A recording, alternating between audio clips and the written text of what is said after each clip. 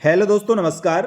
आपके अपने YouTube channel RKM take info पर एक और वीडियो पर आप सभी साथियों का तहे दिल से हार्दिक स्वागत करता हूं। दोस्तों, इस वीडियो में बात करने वाले हैं राज्य सरकार के सभी कार्मिकों के लिए पे प्रोटेक्शन के संबंध में। साथियों, राज्य सरकार द्वारा पे प्रोटेक्शन बंद कर दिया गया है। तो पे प्रोटेक्शन क्या होता है और कौन कौन सी भर्तियों में लागू होता है और किस प्रकार से इसका फायदा मिलता है, तो राज्य सरकार द्वारा साथियों ये बड़ा फैसला लिया गया है। तो ये पूरा फैसला क्या है, पे प्रोटेक्शन के बारे में पूरी जानकारी आपको इस वीडियो में दी जाएगी। तो फाइनेंस डिपार्टमेंट द्वारा ये आदेश जारी हुआ है। लेकिन साथियों, वीडियो शुरू करने से पहले जो साथी पहली बार हमारे YouTube channel RKM take info को देख रहे हैं तो यूट्यूब चैनल को सब्सक्राइब करके बेल आइकन प्रेस कर ले, जिससे आपको इसी प्रकार की महत्वपूर्ण अपडेट के साथ ही राजस्थान सरकार की समस्त भर्तियों की संपूर्ण सटीक जानकारी मिल सके। चलो शुरू करते हैं दोस्तों इस वीडियो को और देखते हैं राज्य सरकार द्वारा इस फैसले को लेकर वित्त विभाग का क्या आदेश जारी किया गया है।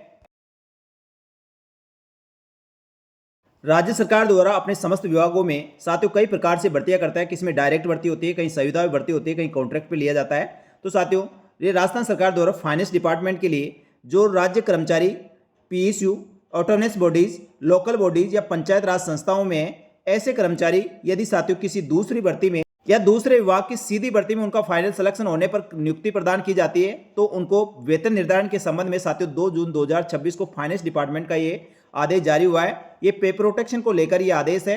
यानी इस आदेश के तहत साथियों सरकार द्वारा जो फाइनेंस डिपार्टमेंट का ये आदेश जारी हुआ है, इसमें स्पष्ट रूप से कहा गया है जो भी सार्वजनिक क्षेत्र के उपक्रम है, चाहे PSUs, autonomous bodies, local bodies या पंचायत राज इंस्टीट्यूट, इनमें जो भी कर्मचारी लगे हुए हैं उनको सरकारी कर्मचारी नहीं माना गया है। और साथ ही दोस्तों, ऐसे कर्मचारी यदि दूसरी राज्य सरकार की सीधी भर्ती में उनका फाइनल सिलेक्शन होने पर उनको नियुक्ति प्रदान की जाती है तो उनको पे प्रोटेक्शन का लाभ नहीं दिया जाएगा। तो साथियों, ये आदेश जारी हुआ है, इसको पूरा अपन हिंदी में समझते हैं किस प्रकार से ये पूरा आदेश वित्त विभाग द्वारा जारी किया गया है, किससे इसको फायदा होगा, किसको नुकसान होगा।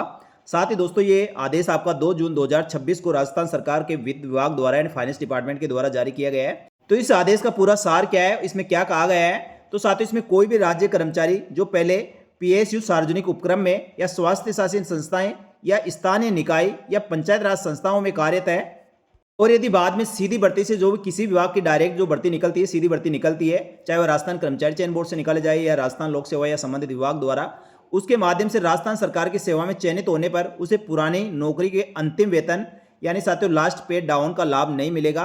यानी आप सार्वजनिक उपक्रम, पीएसयू, स्वास्थ्य शासन संस्थाएं, ऑटोनोमस बॉडीज, स्थानीय निकाय, लोकल बॉडी या पंचायत राज संस्थाओं में आप वर्किंग थे और आप सीधी भर्ती में किसी अन्य भर्ती में आपका सिलेक्शन हो जाता है, तो जो उस भर्ती में आप जिस पद पर थे उसमें जो लास्ट वेतन आपको मिल रहा था वह आप दोस्तों नई भर्ती में यदि आपके सेलेक्ट होते हैं तो वह वेतन आपको नहीं दिया जाएगा।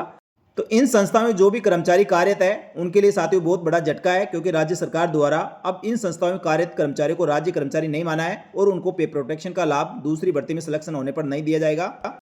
वेतन संरक्षण पे प्रोटेक्शन होता क्या है, तो साथियों वेतन संरक्षण का मतलब है कि नई नौकरी में कर्मचारी का वेतन उसकी पिछली नौकरी के वेतन से कम नहीं रखा जाएगा। यानी राजस्थान सरकार के आप कोई सरकारी कर्मचारी है और एक भर्ती को छोड़कर आप दूसरी भर्ती में यदि आपका फाइनल सिलेक्शन होता है और उसमें आप कार्य ग्रहण करते हैं तो आपको पे प्रोटेक्शन का लाभ दिया जाता है। यानी साथियों, जैसे कोई एलडीसी में है और वह अभ्यर्थी मान लो बाद में जाकर जूनियर अकाउंटेंट बन जाता है, पटवारी बन जाता है या इससे उस पद पर कोई उसका फाइनल सिलेक्शन हो जाता है, तो उनको पे प्रोटेक्शन का लाभ दिया जाता है। यानी उस समय उसको जो वेतन मिल रहा है उतना वेतन उसको आगे वाली भर्ती में 2 साल तक जो प्रोबेशन काल होगा उसमें भी उसका उतना ही वेतन मिलेगा जितना वेतन उसको एलडीसी पद पर मिल रहा था। तो साथियों, इसमें ये पे प्रोटेक्शन का लाभ 2 साल यानी प्रोबेशन कंप्लीट होने के पश्चात ये लागू होता है। 2 साल के पीरियड में यदि आप किसी नौकरी को छोड़कर दूसरी नौकरी में आप सिलेक्शन होता है तो साथियों पे प्रोटेक्शन का लाभ नहीं दिया जाता है। 2 साल का प्रोबेशन कंप्लीट होने के पश्चात आप एक पद को छोड़कर दूसरे सरकारी पद पर आप जाते हैं, उसके बराबर या उससे उच्च पद पर, तो आपको साथियों पे प्रोटेक्शन का लाभ मिलता है। यानी साथियों, जिस पद पर आप कार्यरत है और उस पद को छोड़कर आप दूसरे पद पर जा रहे हैं तो जिसमें से जिसका वेतन ज्यादा होगा वह वेतन आपको दिया जाएगा। लेकिन साथियों, पे प्रोटेक्शन के लाभ के लिए आप जिस विभाग से पद छोड़कर दूसरे पद पर जाने वाले हैं, प्रॉपर चैनल से आपको वहां से रिलीव होकर नए पद पर ज्वाइन करना होगा, तो ही दोस्तों इसका लाभ दिया जाता है। तो पे प्रोटेक्शन क्या होता है ये स्पष्ट रूप से साथियों आप सभी समझ गए होंगे। राजस्थान सरकार ने इस आदेश में बिल्कुल स्पष्ट किया है जो भी PSU, autonomous bodies, local bodies या पंचायत राज इंस्टीट्यूट के कर्मचारी सरकार के कर्मचारी नहीं माने जाते हैं। इसलिए यदि वे बाद में सरकारी सेवा में सीधी भर्ती से होकर आते हैं और राजस्थान सेवा नियम 1951, नियम 24 और 26 के तहत वेतन संरक्षण नहीं दिया जाएगा। इसमें स्पष्ट रूप से साथियों इस आदेश में यही बताया गया है। तो साथियों, ये आदेश PSUs, autonomous bodies, local bodies और पंचायत राज इंस्टीट्यूट के कर्मचारियों के लिए जारी किए गए हैं। यानी साथियों, इसके कर्मचारियों को बड़ा झटका राज्य सरकार ने दिया है। क्योंकि राज्य सरकार द्वारा साथियों इन पदों पर जो भी अभ्यर्थी चयनित होते हैं और अन्य पदों पर जाएंगे उनको पे प्रोटेक्शन का लाभ आगे नहीं दिया जाएगा। इसके साथ ही दोस्तों इस आदेश में हाईकोर्ट के निर्णय के बारे में बताया गया है। तो कुछ विभागों में हाईकोर्ट के कुछ निर्णयों के आधार पर वेतन संरक्षण दिया गया था। वित्त विभाग ने कहा है कि किसी भी न्यायालय के निर्णय को लागू करने से पहले निर्धारित प्रक्रिया आपको अपनानी होगी। साथ ही प्री लिटिगेशन कमेटी और वित्त विभाग की स्वीकृति आवश्यक होगी। यानी साथियों इन स्पष्ट प्रावधानों के बावजूद राज्य सरकार के सार्वजनिक क्षेत्र के उपक्रमों, स्वास्थ्य निकायों, स्थानीय निकायों और पंचायत राज संस्था आदि में अग्रिम वेतन की सुरक्षा के लिए वित्त विभाग को अभी भी अनुरोध भेजे जा रहे हैं। वित्त विभाग से इसकी गाइडलाइन मांगी जाती है। इसका आधार यह है कि कुछ मामलों में प्रशासनिक विभागों में उच्च न्यायालय के फैसले लागू करते हुए राज्य सरकार द्वारा निर्धारित प्रक्रिया की पालना किए बिना अंतिम वेतन को सुरक्षित कर लिया है और निर्धारित प्रक्रिया के अनुसार ऐसे फैसलों के पूर्व मुकदमेबाजी समिति द्वारा जांच की जाएगी और उसके बाद अपील दायर करने और फैसले को लागू करने के लिए वित्त विभाग की स्वीकृति करना आवश्यक है। यानी हाईकोर्ट को वेतन संरक्षण को लेकर कोई फैसला आता है तो उससे पहले संबंधित विभाग को फाइनेंस डिपार्टमेंट से परमिशन लेनी होगी।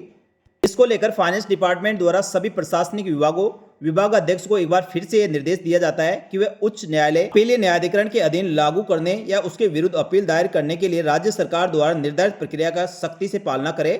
साथ ही उपरोक्त प्रावधानों को ध्यान में रखते हुए सभी प्रशासनिक विभाग प्रमुखों द्वारा यह सुनिश्चित किया जाएगा कि प्रत्यक्ष भर्ती के माध्यम से सरकारी सेवा में नियुक्त होने पर राज्य के सार्वजनिक क्षेत्र के उपक्रमों, स्वास्थ्य निकायों, स्थानीय निकायों और पंचायत राज संस्थाओं आदि में कर्मचारियों को राजस्थान सेवा नियम 1951 के नियम 24 और 26 के तहत सार्वजनिक क्षेत्र के उपक्रमों, स्वास्थ्य निकायों और स्थानीय निकायों, पंचायत राज संस्थाओं आदि में उनके द्वारा प्राप्त अंतिम वेतन का संरक्षण प्रदान नहीं किया जाएगा।